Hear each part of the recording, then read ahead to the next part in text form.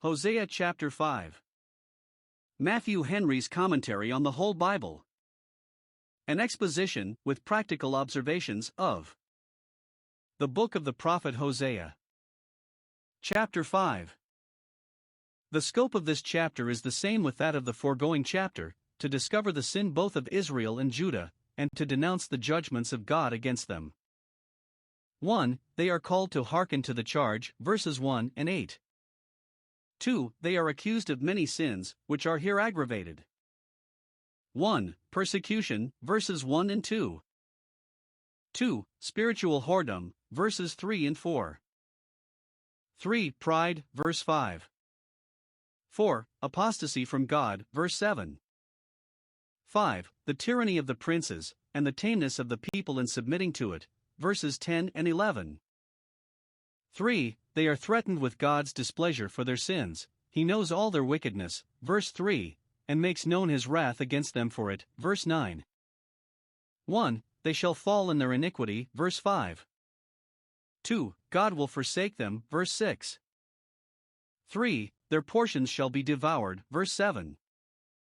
For God will rebuke them, and pour out his wrath upon them, verses 9 and 10.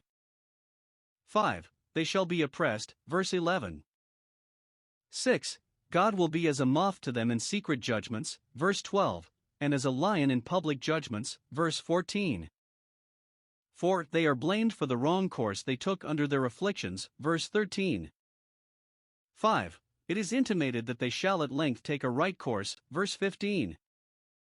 The more generally these things are expressed of, so much the more general use they are for our learning, and particularly for our admonition. Hosea 5 verses 1 to 7. Here.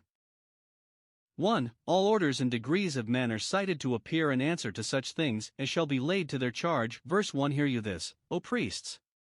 Whether in holy orders, as those in Judah, and perhaps many in Israel too, for in the 10 tribes there were diverse cities of priests and Levites, who, it is probable, stayed in their own lot after the revolt of the 10 tribes and did so much of their office as might be done at a distance from the temple, or pretending holy orders, as the priests of the calves, who, some think, are included here. Hearken, you house of Israel, the common people, and give ear, O house of the king, let them all take notice, for they have all contributed to the national guilt, and they shall all share in the national judgments. Note, if neither the sanctity of the priesthood nor the dignity of the royal family will prevail to keep out sin, it cannot be expected that they should avail to keep out wrath. If the priests, and the house of the king, though they bear such noble characters, sin like others, their noble characters will not excuse them, but they must smart like others. Nor shall it be any plea for the house of Israel that they were misled by their priests and princes, but they shall receive their doom with them, and neither their meanness nor their multitude shall be their exemption. 2. Witnesses produced against them, 1 instead of 1,000. It is God's omniscience. Verse 3. I know Ephraim, and Israel is not hidden from me. They have not known the Lord. Verse 4. But the Lord has known them, knows their true character however disguised, knows their secret wickedness however concealed. Note, men's rejecting the knowledge of God will not secure them from his knowledge of them, and when he contends with them he will prove their sins upon them by his own knowledge, so that his will be in vain to plead not guilty. 3. Very bad things are laid to their charge. 1. They had been very ingenious and very industrious to draw people either into sin or into trouble. You have been a snare on Mizpah, and a net spread upon Tabor. Verse 1, that is, such snares and nets as the huntsmen used to lay upon those mountains in pursuit of their game. When the worship of the calves was set up in Israel, the patrons of that idolatry, and sticklers for it, contrived by all possible arts and wiles to draw men into it and reconcile those to it that at first had a dread of it. Note, those that allure and entice men to sin, however they may pretend friendship and goodwill, are to be looked upon as snares and nets to them, and their hands as bands. Ecclesiastes 7 verse 26. But to those whom they could not seduce into sin they were as a net and a snare to bring them into trouble. Some think it was their practice to set spies in the road, and particularly upon the mountains of Mizpah and Tabor, at the times of the solemn feasts at Jerusalem, to watch if any of their people who were piously affected went thither, and to inform against them, that they might be prosecuted for it, thus doing the devil's work, who disquiets those whom he cannot debauch. 2. They had been both very crafty and very cruel in carrying on their designs. verse 2. The revolters are profound to make slaughter. Note, those who have themselves apostatized from the truths of God are often the most subtle and barbarous persecutors of those who still adhere to them. Nothing will serve them but to make slaughter. It is the blood of the saints that they thirst after, and with the serpent's sting they have his head. They are profound to do it. Oh, the depths of Satan, of the wickedness of his agents, of those that have deeply revolted. Isaiah 31 verse 6. Now that which aggravated this was the many reproofs and warnings that had been given them, though I have been a rebuker of them all. The prophet had been so, a reprover by office. He had many a time told them of the evil of their ways and doings, had dealt plainly with them all, and had not spared either the priests or the house of the king. God himself had been a rebuker of them all by their own consciences, and by his providences. Note, sins against reproof are doubly sinful, Proverbs 29 verse 1. 3. They had committed whoredom, had defiled their own bodies with fleshly lusts, had defiled their own souls with the worship of idols, verse 3. This God was a witness to, though secretly committed and artfully palliated. Nay, the piercing eye of God saw the spirit of whoredom that was in the midst of them, their secret inclination and disposition to those sins, the love they had to their sins, and the dominion their sins had over them, how much they were under the power of a spirit of whoredom, that root of bitterness which bore all this gall and wormwood, that corrupt and poisoned fountain. 4. They had no disposition at all to come into acquaintance and communion with God. The spirit of whoredoms, having caused them to err from him, keeps them wandering endlessly, verse 4. 1. They have not known the Lord, nor desire to know him, but have rather declined, nay dreaded, the knowledge of him, for that would disturb them in their sinful ways. 2. Therefore they will not frame their doings to turn to their God, by which it appeared that they did not know him aright. This intimates their obstinate persistence in their apostasy from God. They would not turn to God, though he was their God, theirs in covenant, by whose name they had been called, and whom they were bound to serve. They would not return to the worship of him, from which they had turned aside. Nay, they would not frame their doings to turn to God. They would not consider their ways, nor dispose themselves into a serious temper, nor apply their minds to think of those things that would bring them to God. It is true we cannot by our own power, without the special grace of God, turn to him, but we may by the due improvement of our faculties, and the common aids of his Spirit, frame our doings to turn to him. Those that will not do this, that prepare not their hearts to seek the Lord, 2 Chronicles 12 verse 14, owe it to themselves that they are not turned, they die because they will die, and to those that will do this further grace shall not be wanting. 5. They were guilty of notorious arrogancy, and insolence in sin, verse 5. The pride of Israel doth testify to his face, doth witness against him that he is a rebel to God and his government. The spirit of whoredoms which was in the midst of them showed itself in the gaiety and gaudiness of their worship, as a harlot is known by her attire, Proverbs 7 verse 10.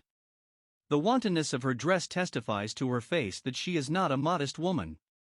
Or their pride in confronting the prophets God sent them, and the message they brought, Jeremiah 43 verse 2, or a haughty scornful conduct towards their brethren and those that were under them, witnessed against them that they were not God's people and justified God in all the humbling judgments he brought upon them. His pride testifies in his face, so some read it, agreeing with Isaiah 3 verse 9, the show of their countenance doth witness against them. They have that proud look which the Lord hates. 6. They departed from God to idols, and bred up their children in idolatry, verse 7. They have dealt treacherously against the Lord, as a wife who, in contempt of the marriage covenant, forsakes her husband, and lives in adultery with another. Thus those who are guilty of spiritual idolatry, whose God is their money, whose God is their belly, deal treacherously against the Lord. They violate their engagements to him and frustrate his expectations from them. Note, willful sinners are treacherous dealers. They have begotten strange children, that is, their children which they have begotten are estranged from God, and trained up in a false way of worship. They are a spurious brood, as children of fornication, John 8 verse 41, whom God will disown. Note, those deal treacherously with God indeed who not only turn from following him themselves, but train up their children in wicked ways. 4. Very sad things are made to be their doom. In general, verse 1, judgment is towards you. God is coming forth to contend with you, and to testify his displeasure against you for your sins. It is time to hearken when judgment is towards us. In particular, 1. They shall fall in their iniquity. This follows upon their pride testifying to their face. Verse 5, Therefore shall Israel and Ephraim fall in their iniquity.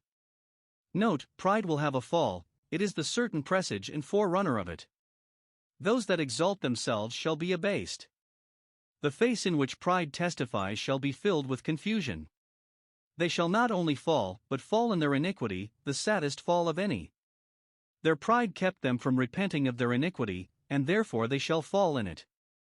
Note, those that are not humbled for their sins are likely to perish forever in their sins. It is added, Judah also shall fall with them in her iniquity. As the 10 tribes were carried captive into Assyria for their idolatry, so the 2 tribes, in process of time, were carried into Babylon for following their bad example, but the former fell and were utterly cast down, the latter fell and were raised up again.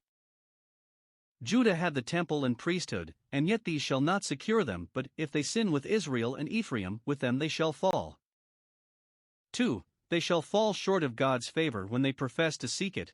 Verse 6 They shall go with their flocks, and with their herds to seek the Lord, but in vain. They shall not find him. This seems to be spoken principally of Judah, when they fell into their iniquity, and when they fell in their iniquity. 1. When they fell into their iniquity they sought the Lord, but they did not seek him only, and therefore he was not found of them. When they worshipped strange gods, yet they kept up the show and shadow of the worship of the true God, they went as usual, at the solemn feasts, with their flocks and herds to seek the Lord, but their hearts were not upright with him, because they were not entire for him, and therefore he would not accept them, for then only shall we find him when we seek him with our whole heart, not divided between God and Baal. Ezekiel 14 verse 3. 2. When they fell in their iniquity, or found themselves falling by it, they sought the Lord, but they did not seek him early, and therefore he will not be found of them. They shall see ruin coming upon them, and shall then, in their distress, flee to God and think to make him their friend with burnt offerings and sacrifices, but it will be too late then to turn away his wrath when the decree has gone forth. Even Josiah's reformation did not prevail to turn away the wrath of God. 2 Kings 23 verses 25 and 26. Those that go with their flocks and their herds only to seek the Lord, and not with their hearts and souls, cannot expect to find him, for his favor is not to be purchased with thousands of rams. Nor shall those speed who do not seek the Lord while he may be found, for there is a time when he will not be found. They shall not find him, for he has withdrawn himself. He will not be inquired of by them, but will turn a deaf ear to their sacrifices. See how much it is our concern to seek God early, now while the accepted time is, and the day of salvation. 3. They and their portions shall all be swallowed up. They have dealt treacherously against the Lord, and have thought to strengthen themselves in it by their alliances with strange children, but now shall a month devour them with their portions, that is, their estates and inheritances, all those things which they have taken, and taken up with, as their portion, or by their portions is meant their idols, whom they chose for their portion instead of God. Note, those that make an idol of the world by taking it for their portion, will themselves perish with it. A month shall devour them, or eat them up a certain time prefixed, and a short time. When God's judgments begin with them they shall soon make an end. 1 month will do their business. How much may a body be weakened by 1 month's sickness, or a kingdom wasted by 1 month's war? 3 shepherds, says God, I cut off in 1 month. Zechariah 11 verse 8. Note, the judgments of God sometimes make quick work with a sinful people. A month devours more and more portions than many years can repair. Hosea 5 verses 8 to 15. Here is 1. A loud alarm sounded, giving notice of judgments coming. Verse 8 Blow you the cornet in Gibeah and in Rama, 2 cities near together in the confines of the 2 kingdoms of Judah and Israel, Gibeah a frontier town of the kingdom of Judah, Rama of Israel, so that the warning is hereby sent into both kingdoms. Cry aloud at Bethaven or Bethel, which place seems to be already seized upon by the enemy, and therefore the trumpet is not sounded there, but you hear the outcries of those that shout for mastery, mixed with theirs that are overcome. Let them cry aloud, after thee, O Benjamin. Comes the enemy. The tribe of Ephraim is already vanquished, and the enemy will be upon thy back, O Benjamin. In a little time, thy turn comes next. The cup of trembling shall go round. The prophet had described God's controversy with them as a trial at law, chapter 4 verse 1, here he describes it as a trial by battle, and here also when he judges he will overcome. Let all therefore prepare to meet their God. He had before spoken of the judgments as certain, here he speaks of them as near, and, when they are apprehended as just at the door, they are very startling and awakening. The blowing of this cornet is explained, verse 9. Among the tribes of Israel have I made known that which shall surely be, that which is true or certain, so the word is. Note, the destruction of impenitent sinners is a thing which shall surely be, it is not mere talk, to frighten them, but it is an irrevocable sentence. And it is a mercy to us that it is made known to us, that we have timely warning given us of it, that we may flee from the wrath to come. It is the privilege of the tribes of Israel that, as they are told their duty, so they are told their danger by the oracles of God committed to them. 2. The ground of God's controversy with them. 1. He has a quarrel with the princes of Judah, because they were daring leaders in sin, verse 10. They are like those that remove the bound, or the ancient landmarks. God has given them his law, to be a fence about his own property, but they have sacrilegiously broken through it, and set it aside. They have encroached even upon God's rights, have trampled upon the distinctions between good and evil, and the most sacred obligations of reason and equity, thinking, because they were princes, that they might do anything, quicquid libet, licet their will was a law. Or it may be understood of their invading the liberty and property of the subject for the advancing of the prerogative, which was like removing the ancient landmarks. Some have observed that the princes of Judah were more absolute, and assumed a more arbitrary power, than the princes of Israel did. Now for this, God has a controversy with them. I will pour out my wrath upon them like water, in great abundance, like the waters of the flood, which were poured upon the giants of the old world, for the violence which the earth was filled with through them. Genesis 6 verse 13. Note, there are bounds which even princes themselves must not remove, bounds both of religion and justice, which they are limited by, and, if they break through them, they must know that there is a God above them that will call them to account for it. 2. He has a quarrel with the people of Ephraim, because they were sneaking followers in sin. Verse 11. He willingly walked after the commandment, that is, the commandment of Jeroboam and the succeeding kings of Israel, who obliged all their subjects by a law to worship the calves at Dan and Bethel, and never to go up to Jerusalem to worship. This was the commandment, it was the law of the land, and backed with reasons of state, and the people not only walked after it in a blind implicit obedience to authority, but they willingly walked after it, from a secret antipathy they had to the worship of idols. Note, an easy compliance with the commandments of men that thwart the commandments of God ripens a people for ruin as much as anything. And the punishment of the sequacious disobedience, if I may so call it, answers to the sin, for it is for this that Ephraim is oppressed and broken in judgment, has all his civil rights and liberties broken in upon and trodden down, and 1. It is just with God that it should be so, that those who betray God's property should lose their own, that those who subject their consciences to an infallible judge, and an arbitrary power, should have enough of both. 2. There is a natural tendency in the thing itself towards it. Those that willingly walk after the commandment, even when it walks contrary to the command of God, will find the commandment an encroaching thing, and that the more power is given it the more it will claim. Note, nothing gives greater advantage to a mastiff-like tyranny, that is fierce and furious, than a spaniel-like submission, that is fawning and flattering. Thus is Ephraim oppressed and broken in judgment, that is, he is wronged under a face and color of right. Note, it is a sad and sore judgment upon any people to be oppressed under pretense of having justice done them. This explains the threatening verse 9, Ephraim shall be desolate in the day of rebuke. Note, daring sinners must expect that a day of rebuke will come, and such a day of rebuke as will make them desolate, will deprive them of the comfort of all they have and all they hope for. 3. The different methods that God would take both with Judah and Ephraim, sometimes one method and sometimes the other, and sometimes both together, or rather by which, first the one, and then the other, he would advance towards their complete ruin. 1. He would begin with less judgments, which should sometimes work silently and insensibly. Verse 12. I will be, that is, my providences shall be, unto Ephraim as a moth, nay, as it might better be supplied, they are unto Ephraim as a moth, for it is such a sickness as Ephraim now sees. Verse 13. Note, the judgments of God are sometimes to a sinful people as a moth, and as rottenness, or as a worm. The former signifies the little animals that breed in clothes, the latter those that breed in wood. As these consume the clothes and the wood, so shall the judgments of God consume them. 1. Silently, so as not to make any noise in the world, nay, so as they themselves shall not be sensible of it. They shall think themselves safe and thriving, but, when they come to look more narrowly into their state, shall find themselves wasting and decaying. 2. Slowly, and with long delays and intervals, that he may give them space to repent. Many a nation, as well as many a person, in the prime of its time, dies of a consumption.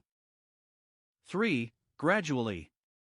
God comes upon sinners with less judgments, so to prevent greater, if they will be wise and take warning, he comes upon them step by step, to show he is not willing that they should perish. 4. The moth breeds in the clothes, and the worm or rottenness in the wood, thus sinners are consumed by a fire of their own kindling. 2. When it appeared that those had not done their work, he would come upon them with greater. Verse 14, I will be unto Ephraim as a lion, and to the house of Judah as a young lion, though Judah is himself in Jacob's blessing, a lion's whelp. Lest any should think his power weakened, because he was said to be as a moth to them, he says that he will now be as a lion to them, not only to frighten them with his roaring, but to pull them to pieces. Note, if less judgments prevail not to do their work, it may be expected that God will send greater. Christ is sometimes a lion of the tribe of Judah, here he is a lion against that tribe. See what God will do to a people that are secure in sin, even I will tear.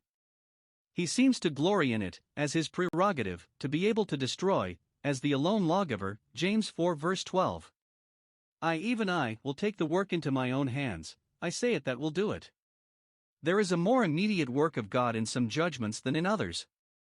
I will tear, and go away. He will go away. 1. As not fearing them, he will go away in state, and with a majestic face, as the lion from his prey. 2. As not helping them. If God tear by afflicting providences, and yet by his graces and comforts stays with us, it is well enough, but our condition is sad indeed if he tear and go away, if, when he deprives us of our creature comforts, he does himself depart from us. When he goes away, he will take away all that is valuable and dear, for, when God goes, all good goes along with him.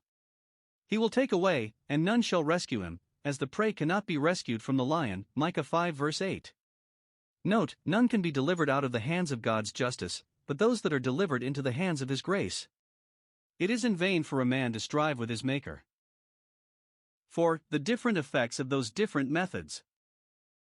1. When God contended with them by less judgments, they neglected him, and sought to creatures for relief, but sought in vain. Verse 13. When God was to them as a moth, and as rottenness, they perceived their sickness and their wound. After a while they found themselves going down the hill, and that they were behindhand in their affairs, their estate was sensibly decaying, and then they sent to the Assyrian, to come into their assistance, made their court to King Jareb, which some think was one of the names of Pul or Tiglath-Pileser, kings of Assyria, to whom both Israel and Judah applied for relief in their distress, hoping by an alliance with them to repair and re-establish their declining interests. Note, carnal hearts in time of trouble see their sickness and see their wound, but do not see the sin that is the cause of it, nor will be brought to acknowledge that, no, nor to acknowledge the hand of God, his mighty hand, much less his righteous hand, in their trouble, and therefore, instead of going the next way to the Creator, who could relieve them, they take a great deal of pains to go about to creatures, who can do them no service. Those who repent not that they have offended God by their sins are loath to be beholden to him in their afflictions, but would rather seek relief anywhere than with him. And what is the consequence? Yet could he not heal you, nor cure you of your wound. Note, those who neglect God, and seek to creatures for help, will certainly be disappointed. Those who depend upon them for support will find them, not foundations, but broken reeds. Those who depend upon them for supply will find them, not fountains, but broken cisterns. Those who depend upon them for comfort and a cure will find them miserable comforters, and physicians of no value. The kings of Assyria, whom Judah and Israel sought unto, distressed them, and helped them not. 2 Chronicles 28 verses 16 and 20. Some make King Jareb to signify the great, potent, or magnificent king, for they built much upon his power. Others the king that will plead, or should plead, for they built much upon his wisdom and eloquence, and in his interesting himself in their affairs. They had sent him a present, chapter 10 verse 6, a good fee, and having so retained him of counsel for them, they doubted not of his fidelity to them, but he deceived them, as an arm of flesh does those that trust in it. Jeremiah 17 verses 5 and 6. 2. When, to convince them of their folly, God brought greater judgments upon them, than they would at length be forced to apply to him. Verse 15. When he has torn as a lion. 1. He will leave them. I will go and return to my place, to heaven, or to the mercy seat, the throne of grace, which is his glory. When God punishes sinners, he comes out of his place, Isaiah 26 verse 21, but when he designs them favor, he returns to his place, where he waits to be gracious, upon their submission. Or he will return to his place when he has corrected them, as not regarding them, hiding his face from them, and not taking notice of their troubles or prayers, and this for their further humiliation, till they are qualified in some measure for the returns of his favor. 2. He will at length work upon them, and bring them home to himself, by their afflictions, which is the thing he waits for, and then he will no longer withdraw from them. 2 things are here mentioned as instances of their return. 1. Their penitent confession of sin, till they acknowledge their offense, marg till they be guilty, that is, till they be sensible of their guilt, and be brought to own it, and humble themselves before God for it. Note, when men begin to complain more of their sins than of their afflictions, then there begins to be some hope of them, and this is that which God requires of us, when we are under his correcting hand, that we own ourselves in a fault, and justly corrected. 2. Their humble petition for the favor of God, till they seek my face, which, it may be expected, they will do when they are brought to the last extremity, and they have tried other helpers in vain. In their affliction they will seek me early, that is, diligently and earnestly, and with great importunity, and if they seek him thus, and be sincere in it, though it might be called seeking him late, because it was long ere they were brought to it, yet it is not too late, nay, he is pleased to call it seeking him early, so willing is he to make the best of true penitents in their return to him. Note, when we are under the convictions of sin, and the corrections of the rod, our business is to seek God's face. We must desire the knowledge of him, and an acquaintance with him, that he may manifest himself to us, and for us in token of his being at peace with us. And it may reasonably be expected that affliction will bring those to God that had long gone astray from him, and kept at a distance. Therefore God for a time turns away from us, that he may turn us to himself, and then return to us. Is any among you afflicted? Let him pray.